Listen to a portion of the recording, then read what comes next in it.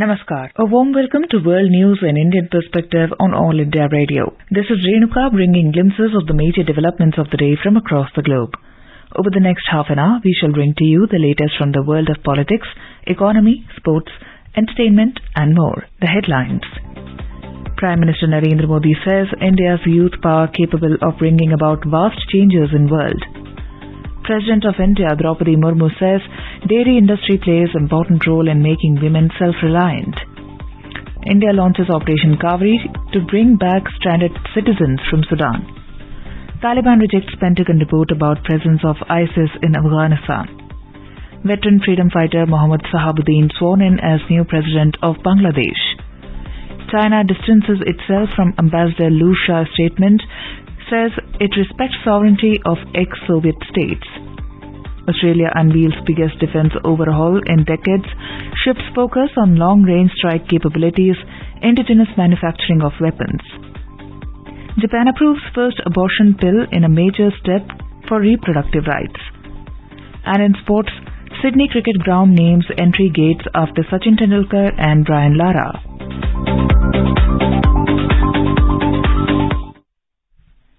Prime Minister Narendra Modi on Monday said that the country's youth power is the primary driving force in its journey towards development. Addressing the youth conclave Yuvam 2023 in southern state Kerala's Kochi, the Prime Minister said India's treasure trove of youth power has the capacity to bring about vast changes in the entire world. He observed that once considered to be a fragile economy, India today is the fastest growing economy in the world because of its youth power. एक समय था जब भारत की गिनती fragile 5 में होती थी, लेकिन अब हमें फास्टेस्ट ग्रोइंग इकोनॉमी कहा जा रहा है। ये आप सभी युवाओं ने ही करके दिखाया है और इसलिए मेरा सबसे ज्यादा भरोसा मेरे देश के युवाओं पर है, आप सभी नौजवानों पर है। The Prime Minister said the government has launched Operation Kaveri to bring back India's trapped in Sudan and added that the Minister of State for External Affairs will be sent to that country soon.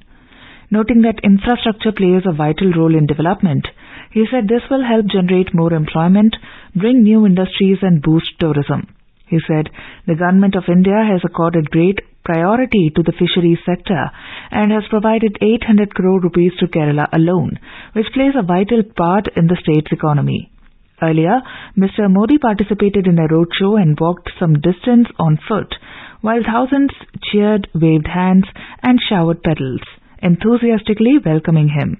The Prime Minister, who stays in Kochi tonight, will leave for the state capital Thiruvananthapuram Tuesday morning. Prime Minister Narendra Modi said that the government is working ceaselessly to bridge the gap between villages and cities. On the occasion of National Panchayati Raj Day, or the day to mark local self-government of villages, addressing all the Gram Sabhas and Panchayati Raj institutions of the country on Monday from Rewa, Madhya Pradesh, Prime Minister Narendra Modi said, Panchayats are being made smart in this age of the digital revolution. The Prime Minister laid the foundation stone and inaugurated projects worth more than 17,000 crore. Prime Minister Modi virtually attended the housewarming ceremony of 4,11,000 beneficiaries of Pradhan Mantri Awas Yojana at the function. The Prime Minister also launched the campaign Joint Steps Towards Development. Focused on inclusive development, the campaign is focused on extending the benefits of schemes to the last mile. The Prime Minister also handed over around 35 lakh Swamitva property cards to the beneficiaries. Prime Minister Shri Modi laid the foundation stone and inaugurated various railway projects worth about 2,300 crore rupees. The Prime Minister also inaugurated the redevelopment of Gwalior station and flagged off 3 trains. In the program, the Prime Minister also laid the foundation stone of 5 projects of the Jal Jeevan Mission worth about 7,853 crore rupees. Around 9.5 lakh families of more than 4,000 villages will be benefited from these schemes. Prime Minister Narendra Modi has lauded the Defence Research and Development Organisation (DRDO) and the Indian Navy for conducting successful trial of ballistic missile defence (BMD) interceptor from naval platform. In a tweet, Mr. Modi congratulated the scientists involved in the project for their determination and efforts in strengthening the country's defense capabilities. The purpose of the trial was to engage and neutralize a hostile ballistic missile threat by thereby elevating India into the elite club of nations having naval ballistic missile defense capability. The Defense Ministry said, prior to this, the DRDO has successfully demonstrated land-based ballistic missile defense system with capability to neutralize ballistic missile threats emerging from adversaries. President of India Draupadi Murmu said the dairy industry plays an important role in ensuring the food and nutritional security of our country. She was addressing the 19th convocation of the Indian Council of Agricultural Research, National Dairy Research Institute ICAR, NDRI at Karnal in Haryana on Monday. She conferred 554 degrees to the students of this institute. Speaking on the occasion, she said the dairy sector also contributes about 5% of the country's GDP and provides livelihood to about 8 crore families in India. Hence, institutions like NDRI have an important role to play in the inclusive development of the country, she added. Dairy उद्योग हमारे देश की खाद्य एवं पशु सुरक्षा सुनिश्चित करने में महत्वपूर्ण भूमिका निभा रहा है। एक गर्व की बात है कि भारत दुनिया का सबसे बड़ा दूध उत्पादन देश है। भारत का वैश्विक दूध उत्पादन में लगभग 22% हिस्सा है। डेयरी सेक्टर का देश की जीडीपी में लगभग 5% योगदान है तथा डेयरी उद्योग भारत के लगभग 8 करोड़ परिवारों को आजीविका प्रदान करता है। इसीलिए ICAR, NDRI जैसे संस्थानों के देश के समावेशी विकास में महत्वपूर्ण भूमिका है। The President said that cows and other livestock have been an integral part of Indian society and traditions. She was happy to note that NDRI has developed technology to produce clones of high milk-yielding buffaloes and cows. She noted that it would increase the milk production capacity of the animals and enhance the farmers' income. The President stressed that women are playing an important role in the management of the dairy industry in India, and it can play a very important role in making women self-reliant. Therefore, there is a need to provide them with more opportunities in education, training and skill development, she added. Women should also be provided easy loans and market access to set up ventures in the dairy sector, the President remarked.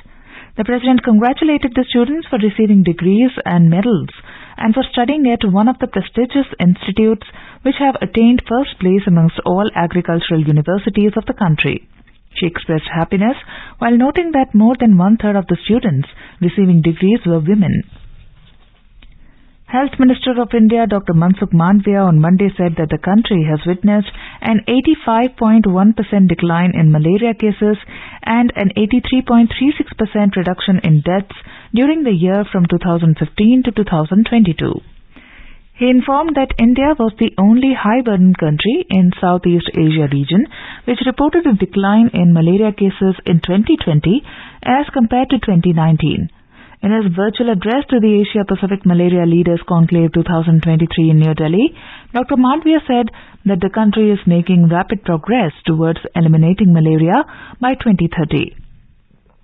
He said malaria is not just a public health issue but also a social, economic and political challenge that requires the cooperation of all stakeholders.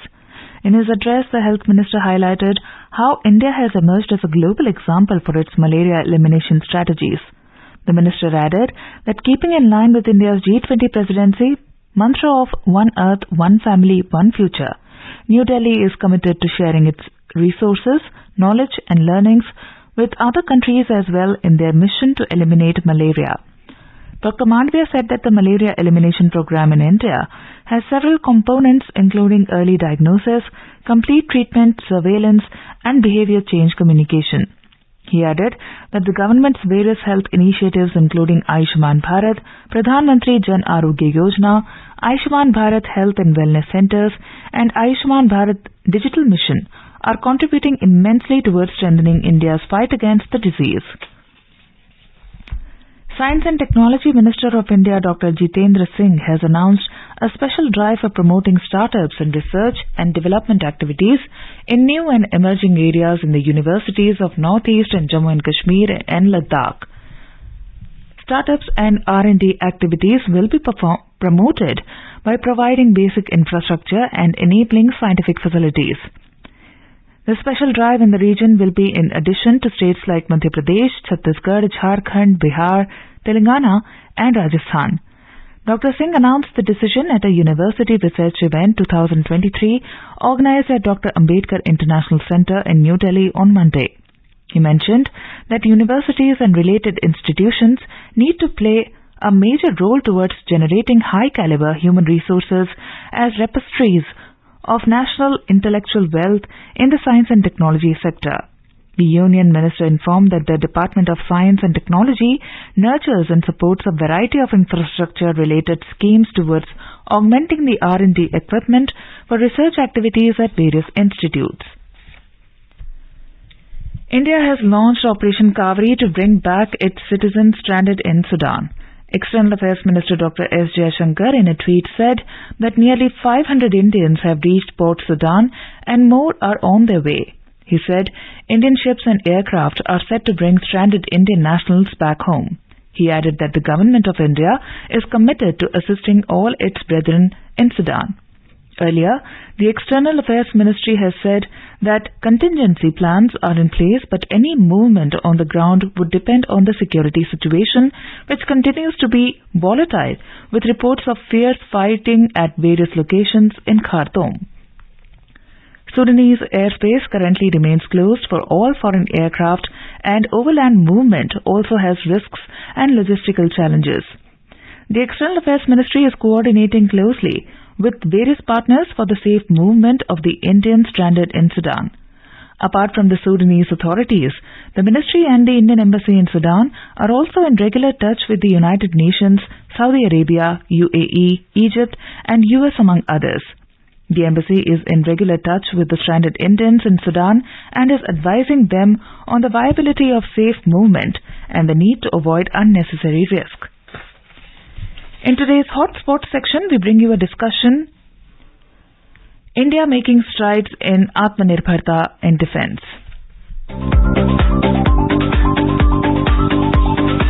In recent years, the Government of India has taken several policy initiatives to encourage indigenous design, development and manufacture of defense equipment, promoting Atmanirbharta, self-reliance in defense manufacturing and technology in the country. These initiatives include giving priority to procurement from domestic sources under Defense Acquisition Procedure DAP 2020.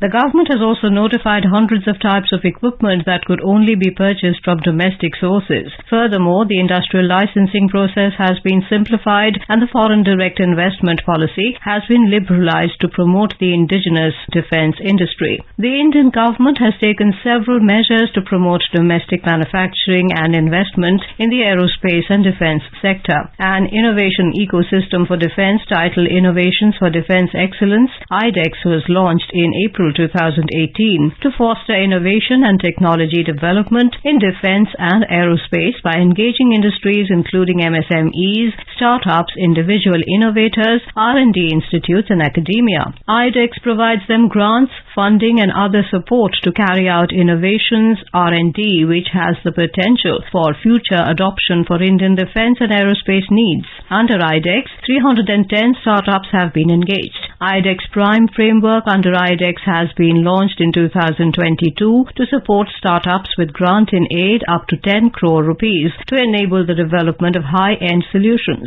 The country's defense industry is now capable of manufacturing a wide variety of high-end requirements, including tanks, armored vehicles, fighter aircraft, helicopters, warships, submarines, missiles, electronic equipment, special alloys, special-purpose steels, and a variety of ammunition. Many state-of-the-art products have been produced in the country, including aircraft carrier INS Vikrant, fighter jet Su-30 MKI, light combat helicopter Prachand, light combat aircraft Tejas, the 155mm artillery gun system Dhanush, surface-to-air missile system Akash, and main battle tank Arjun. For the first time, a Made in India advanced tow load artillery gun, howitzer gun, developed by the domestic industry was part of the 21-gun salute during the Independence Day celebration at Red Fort in Delhi. India is also ready to defend itself as the contours of conflict are changing with the increasing prevalence of network-centric warfare. To remain battle-ready for the future, India has also started producing equipment like weapon locating radar, integrated air command and control system, software-defined radios and optoelectronic sights for battle tanks.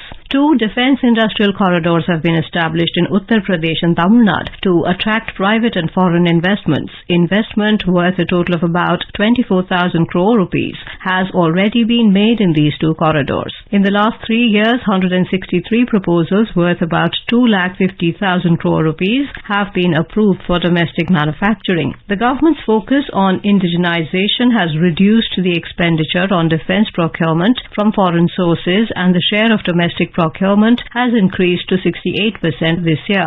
Rapid progress has been made towards achieving Atmanirbharta in the manufacturing of defense equipment required by the Indian Armed Forces. Increasing Atmanirbharta in defense is strengthening the Indian economy, generating employment opportunities and reducing the import burden of the government. In the longer run, Atmanirbharta in defense will also ensure India's strategic independence.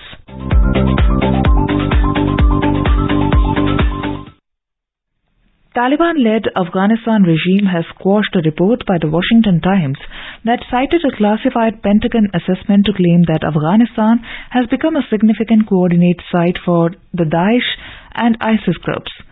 The report had said that ISIS uses Afghan territory to plan attacks in Europe and Asia and carries out aspirational plotting against the United States. According to Afghanistan's Tolo News, the head of the Taliban-led Qatar-based political office, Suhail Shaheen, refuted the report. Shaheen said that Daesh has been suppressed in Afghanistan and added that the Washington Post report is not as per the ground realities in Afghanistan. Suhail Shaheen said these reports are made based on West's personal wish, but the fact is that the Daesh has no physical presence in Afghanistan.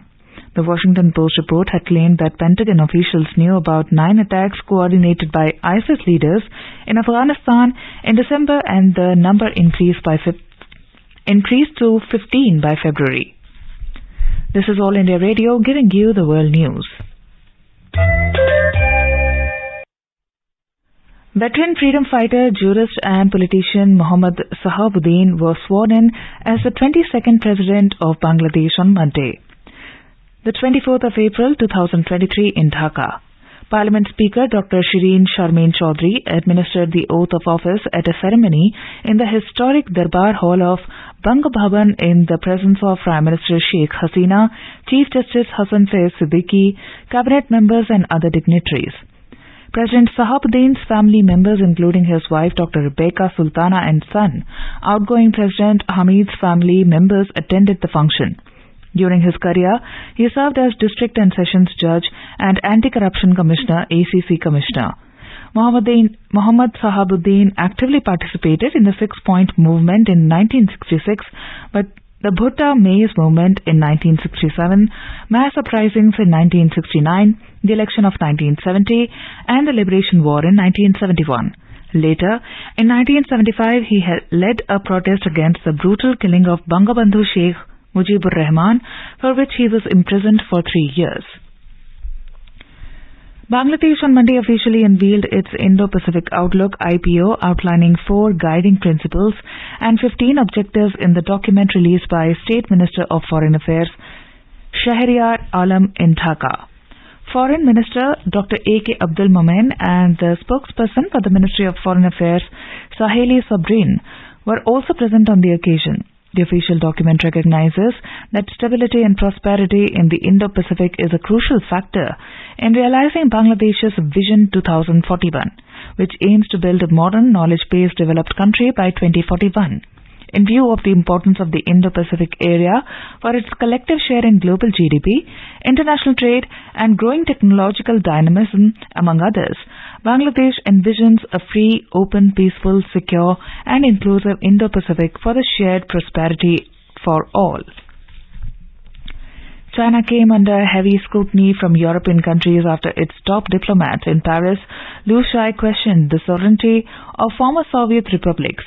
Clarifying its position on the issue, China said that it respects the status of former Soviet member states as sovereign nations. China's clarification came after Liu Shai's statement triggered an uproar among European capitals. Several EU foreign members had earlier said that Ambassador Liu Shai's statement questioning the sovereignty of Ukraine and other former Soviet states was unacceptable. Reacting to the uproar, Chinese Foreign Ministry spokesperson Mao Ning said that Beijing respected the status of the former Soviet member states as sovereign nations following the collapse of the Soviet Union. A global report has alleged that China goes beyond its territory to harass and intimidate its citizens settled in other nations. According to the report published by Geopolitics, Beijing uses surveillance and individual data for intimidation, blackmail and coercion of its opponents based in foreign countries. Those who faced intimidation and harassment at the hands of China include people who raised voices about the repression of minorities such as Uyghurs, Tibetans and political dissidents. The report claimed that not only non-resident Chinese but other foreign nationals also face such threats from China. Reassessing its value against perceived threats, Australia has unveiled radical reforms in its defence spendings. The new strategy now focuses on long-range strike capabilities and building weapons at home. Australia's new defence strategic review was launched by Prime Minister Anthony Albanese in Canberra. Mr. Albanese said his government strategy was designed to make Australia more self-reliant, more prepared and more secure. He said that Australia cannot fall back on old assumptions and must strengthen its security by seeking to shape the future rather than waiting for the future to shape the nation. According to reports, the defence review comes amid perceived threats, including from a muscular China under President Xi Jinping. The defence report highlights that Australia's largest defence ally, the United States, is no longer the unipolar leader of the Indo-Pacific. It said that China's assertion of sovereignty over the South China Sea threatens the global rules-based order in the Indo-Pacific in a way that adversely impacts Australia's national interests. In a significant boost to reproductive rights, Japan's health ministry has approved the country's first abortion pill. While abortion pills are widely available in many countries across the globe, the medication was not approved by Japan's health ministry. The approval came from the health ministry's pharmaceutical board after it approved the Mi-Figo Pack abortion pill manufactured by British pharmaceutical Line Pharma. Japan's health ministry had first said in January this year to review the drug and had asked the public to submit their opinions through an online portal. The board's recommendation will now go to the health minister for final approval. According to Japanese public broadcaster NHK, the medication consists of 2 types of pill and can be used within 9 weeks of pregnancy.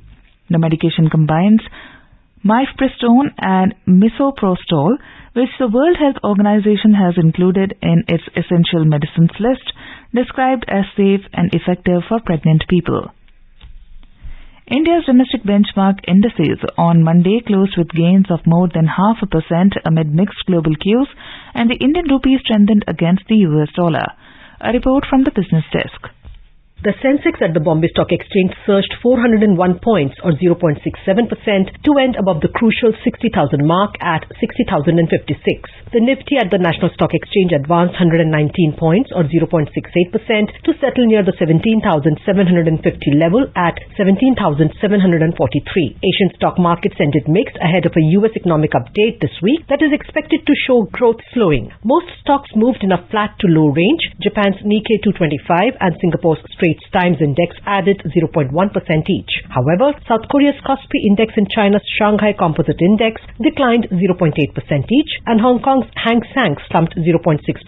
The European markets were trading lower in intraday trade. Oil prices remained steady as concern over rising interest rates, The global economy and the outlook for fuel demand were balanced by the prospect of tightening supplies. In intraday trade, Brent crude was trading at around $81.41 per barrel. Back home, gold prices at the multi-commodity exchange for June contracts were trading at 59,807 rupees per 10 gram. Silver was trading at around 74,495 rupees per kilogram for May contracts. And at the forex market, the rupee appreciated 15 paisa to close at 81 rupees and 91 paisa against the American currency. Anubha Rohatgi for World News, All India Radio.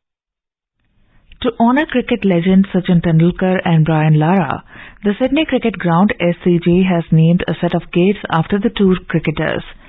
The SCG decision came on the day when Sachin Tendulkar is celebrating his 50th birthday. The day also marks the 30th anniversary of West Indies batsman Lara's innings of 277 at the ground. Lara had scored his brilliant double century in his first test at the ground in January 1993. Cricket Australia said that while visiting players would pass through these two gates on their way to the pitch, Australian players access the field via gates named after Australian great Don Bradman. Reacting to the recognition, Sachin Tendulkar said that SCG has been among his favourite grounds and termed the honour a special one. He said, "It was the best gift he could have got."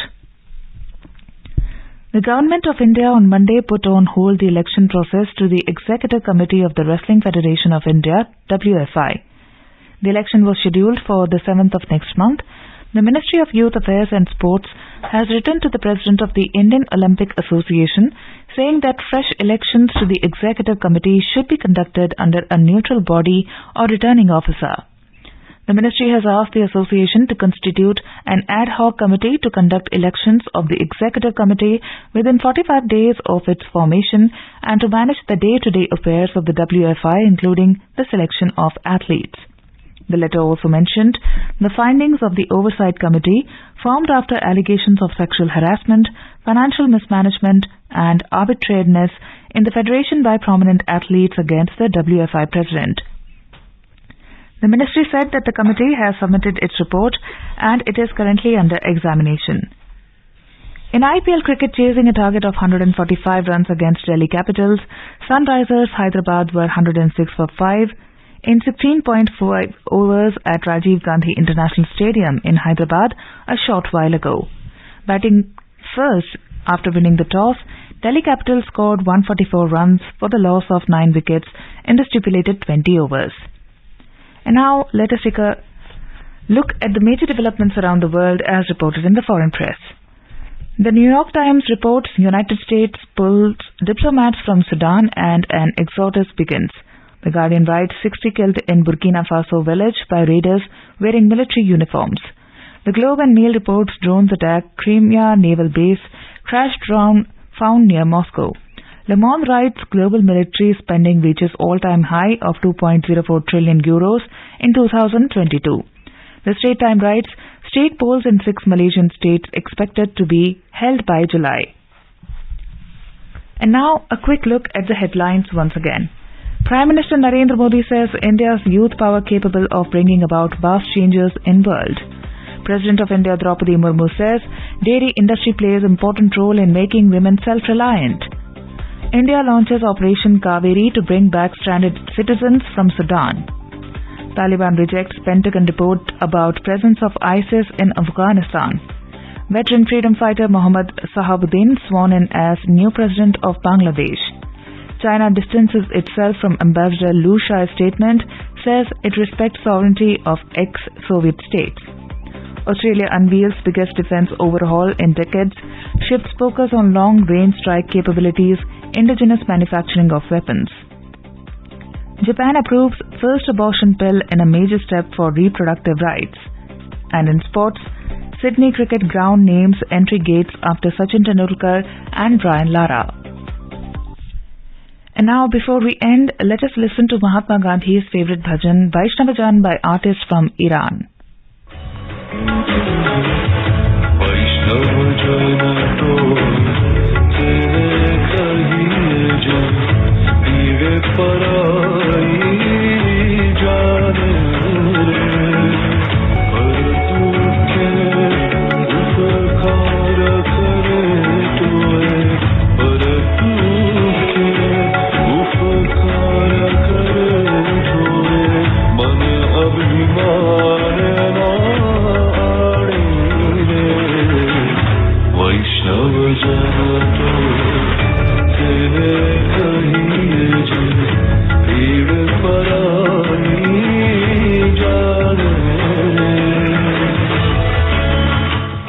And with that, we end this news bulletin. We'll be back at the same time tomorrow with the next edition of World News.